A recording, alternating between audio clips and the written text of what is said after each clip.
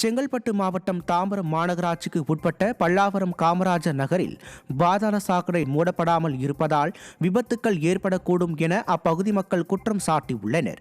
கடந்த சில நாட்களுக்கு முன்பு தோண்டப்பட்ட பாதாள சாக்கடை கழிவுகளை சாக்குப்பையில் போட்டு வைத்துவிட்டு சென்றதால் அப்பகுதியில் கடும் துர்நாற்றம் வீசியதோடு நோய் தொற்று பரவும் அபாயம் இருப்பதாக மக்கள் அச்சப்படுகின்றனர். எனவே சாலை ஓரங்களில் வைக்கப்பட்டுள்ள சாக்கடை கழிவுகளை உடனடியாக அப்புறப்படுத்த வேண்டும் என தாம்பரம் மாநகராட்சியை மக்கள் வலியுறுத்தியுள்ளனர். தூத்துக்குடி மாவட்டம் சாத்தான்குளம் அருகேயுள்ள பெரியதாழையில் தீ விபத்தினால் பாதிக்கப்பட்ட குடும்பத்துக்கு முன்னாள் அமைச்சர் SP சண்முகநாதன் நிதி உதவி வழங்கினார். சாத்தான்குளம் அருகேயுள்ள பெரியதாழையை சேர்ந்த ரிமிட்டனின் குடிசை வீடு கடந்த 2 நாட்களுக்கு முன்பு தீ விபத்து ஏற்பட்டதில் முற்றிலுமாக எரிந்து அனைத்து பொருட்களும் சேதமானது.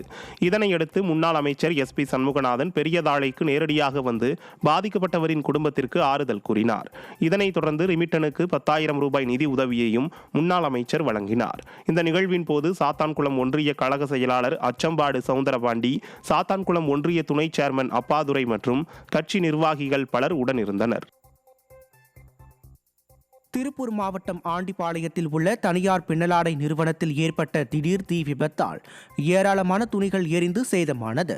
அதிகாலை 3 மணி அளவில் நிறுவனத்தில் இருந்து வெளிவந்த புகையை கண்டு அச்சமடைந்த அப்பகுதி மக்கள் இதுகுறித்து தீயணைப்புத் துறையினருக்கு தகவல் அளித்தனர்.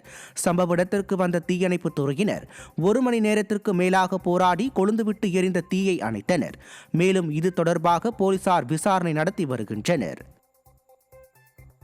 நெல்லை மாவட்டம் சேரன் மகாதேவி அருகே இருசக்கர வாகனத்தின் மீது கார் மோதிய CCTV காட்சிகள் வெளியாகியுள்ளது. சேரன் மகாதேவி யூனியன் அலுவலகம் அருகே சாலை பணிகளை தொடர்ந்து விடிய அரசு கிடப்பில் போட்டுள்ளதால் குண்டும் குழியுமாக காட்சியளிக்கிறது. இந்த நிலையில் இருசக்கர வாகனத்தில் சென்ற நபர் குண்டும் குழியுமாக உள்ள சாலையில் கட்டுப்பாட்டை இழந்து கீழே விழுந்துள்ளார். அப்போது எதிரே வந்த கார் இருசக்கர வாகனத்தில் மோதி நின்றுள்ளது. இது சம்பந்தமான CCTV காட்சி வெளியாகிய நிலையில் விடிய அரசு சாலையை சீரமைக்க வேண்டும் என பொதுமக்கள் வலியுறுத்தியுள்ளனர்.